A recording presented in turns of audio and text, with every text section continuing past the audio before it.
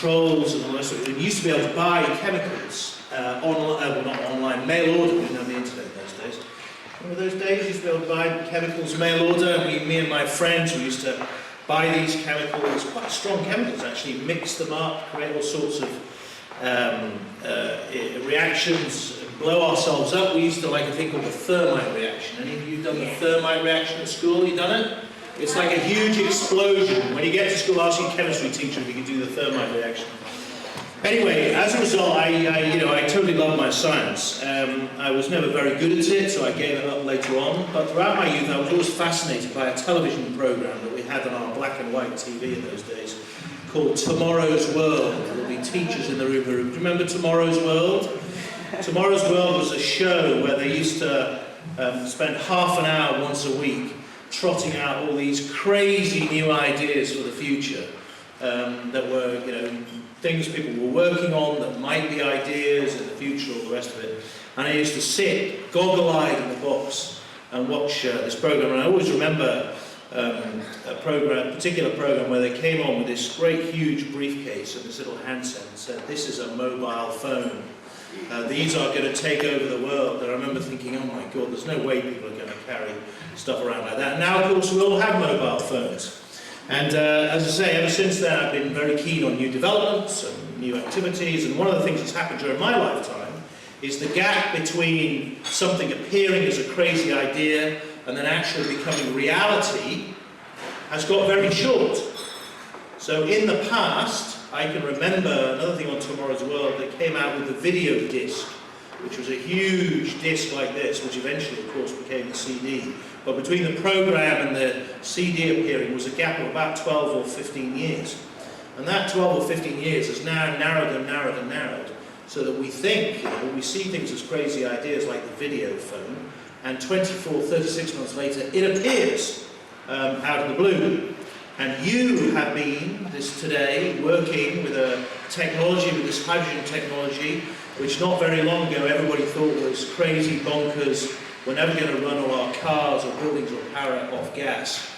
But in 3 years' time, or 2 years' time, in 2015, it looks like all the big global car manufacturers are going to start producing hydrogen cars for use by you, your mum and dad, Transport for London, all the other organisations that use cars and vehicles, and we'll start to see more and more of them across London.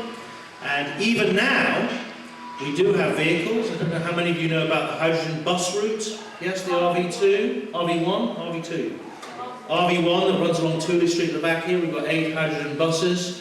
During the Olympic Games, we had 5 hydrogen black cabs, driving people like Arnold Schwarzenegger and the Mayor of London all over during the Olympic Games to show off some of our technology. So it's coming, it'll be here in no time, and so it's fantastic that you've been working with it today, because hopefully some of you, maybe all of you, will become the experts of the future in this new technology. And I'm telling you, hydrogen is going to power the world. If we can grab it now as a technology for London and the UK, all of you stand the opportunity of being, well, in the forefront of a new technology, but becoming incredibly rich.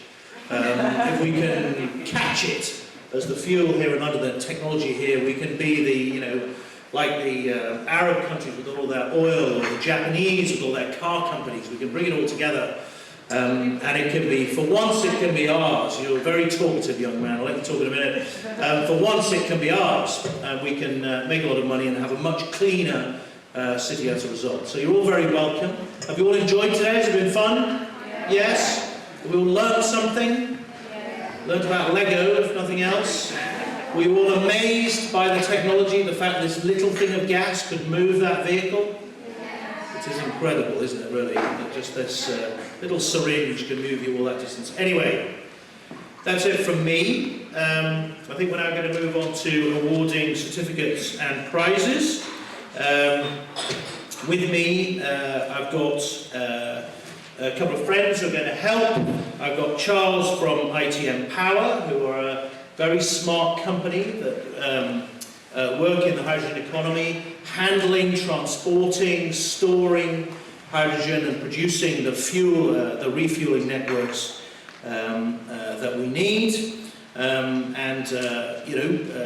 that will be part, we hope, of this whole industry coming up in the future. And, sorry, is it Mike? Mike from Transport for London, who's responsible for the hydrogen bus route that runs out along here and the hydrogen filling station that's out there. And it's part, again, of this little cult that we have in London that's trying to push hydrogen forward. So they're going to help me present the prizes. So we're going to start with certificates for some of the runners-up. Do you all know the results already? No? Okay. Well, we're only going to announce the top 3 to save your embarrassment, those of you, who didn't quite go the distance, but we have got prizes for runners-up, so I'm going to announce those. You'll come up, one person from each team come up. We're going to get you guys come and stand in front of us. You've got a certificate here, we'll take a quick photo. In 3rd place, with a distance of 17 metres, is Team Power from Gumley House Convent School.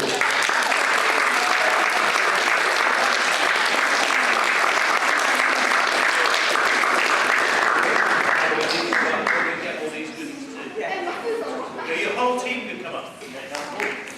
Whole team.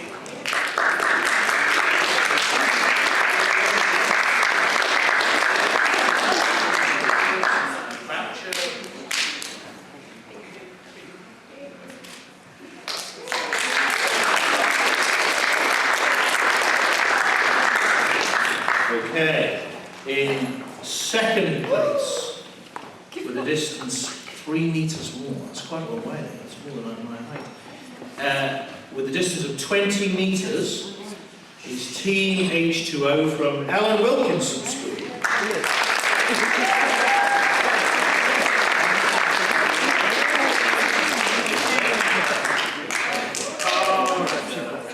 Solar energy kit, certificate, and a badge.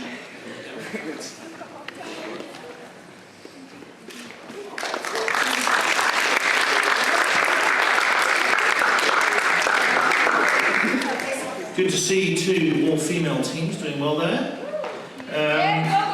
And finally, in 1st place, you've probably worked out who you are. Just edging it with a distance of 21 metres is Team HH from Heartlands High.